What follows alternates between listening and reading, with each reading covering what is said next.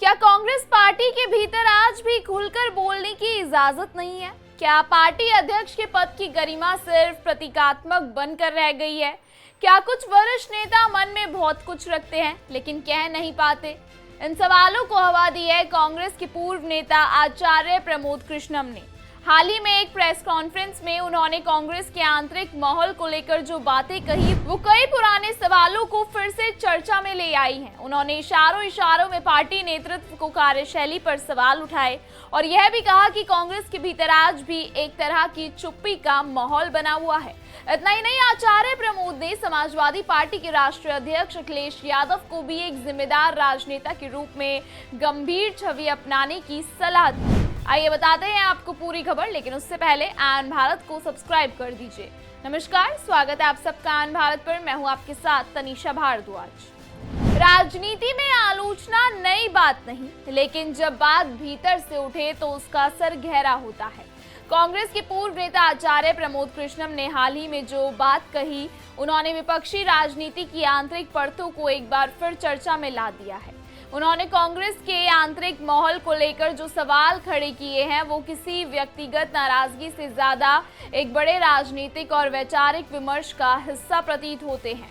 आचार्य प्रमोद ने press conference के दौरान साफ तौर पर कहा, इंदिरा गांधी ने 50 साल पहले देश में आपातकाल लगाया था जो 1977 में खत्म हो गया, लेकिन कांग्रेस के भीतर आज भी वैसा ही माहौल बना हुआ है।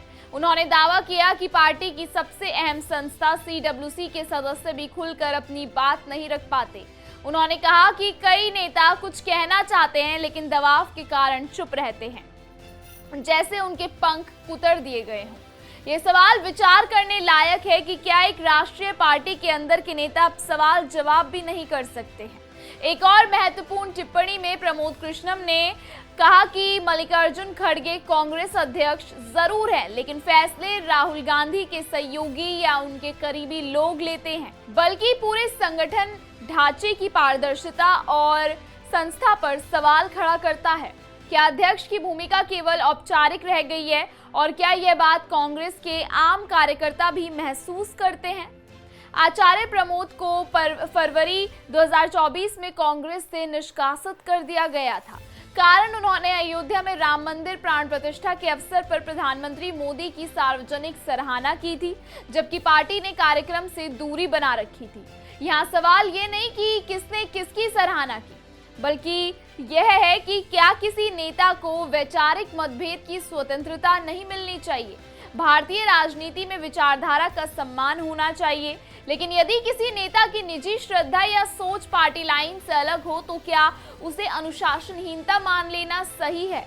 आचार्य प्रमोद का राजनीतिक आत्मचिंतन समाजवादी पार्टी और अखिलेश यादव तक भी पहुंचा। उन्होंने अखिलेश के हालिया बयानों को बचकाना नहीं बल्कि गैर गंभीर बताया और कहा कि उन्हें एक गंभीर राजनेता की छवि गढ़नी चाहिए। उन्होंने यह भी जोड़ा कि अखिलेश उत्तर प्रदेश के मुख्यमंत्री रह चुके हैं, जनता को उनसे उम्मीदें हैं, उन्हें चाहिए कि वो उस जिम्मेदारी को समझें और बातों में गहराई लाएं।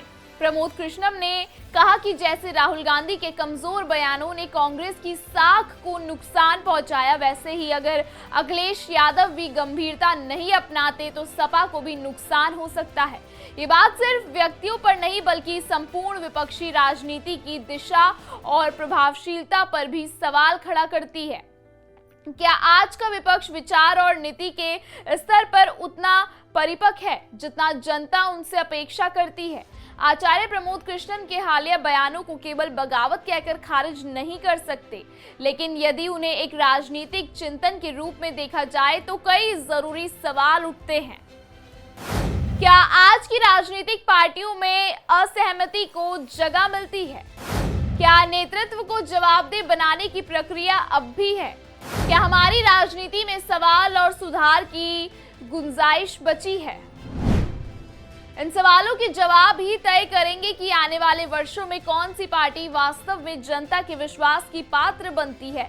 और शायद यही आचार्य प्रमोद कृष्णम का मूल संदेश है। ना सिर्फ विरोधियों की आलोचना करो बल्कि अपने भीतर झांक कर देखो, शायद वहीं से बदलाव की शुरुआत हो।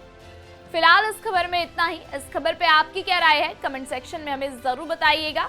देश और दुनिया की तमाम बड़ी खबरों को लगातार देखने के लिए बने रहिए आईऑन भारत पर।